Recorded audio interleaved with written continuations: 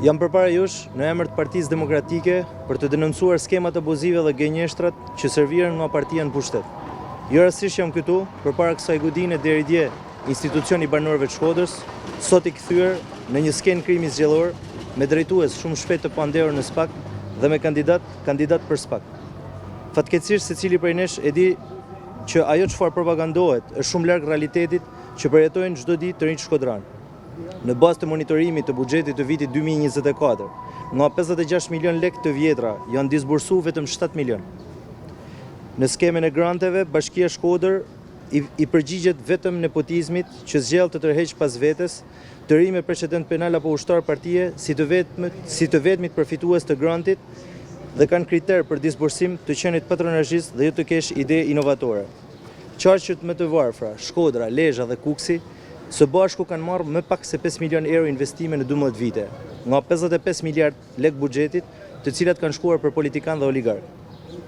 Në dekadën e fundit janë larguar nga Shkodra 30.000 qytetarë, prej të cilëve 70% janë të ri. Me një emigrim masiv i cili tregon qartë dështimin e çdo politike për t'i mbajtur këtu dhe duke lënë bosh shkollat, duke prish strukturën sociale e cila shbën identitetin dhe familjen si shtyllë e kombit shqiptar. Në Shkodër nuk ka një program të suksesshëm për mbështetjen e ideve të rive, nuk ka transparencë, nuk ka strategji të mirëfillt. Ka vetëm premtime të vjetra dhe dështime të reja. Sfidoj çdo të ri të tregoj çfarë përmban programi i Partisë Socialiste për fëmijët, për të rinjt, për çiftet e reja apo për studentët.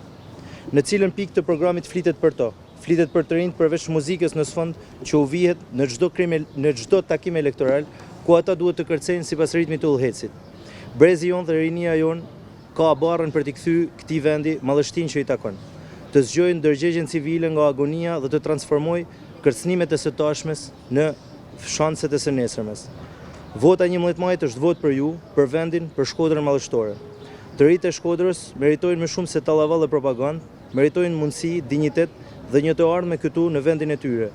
Ta kthejmë Shkodrën në shtëpinë tonë dhe ta pastrojmë këtë shtëpi.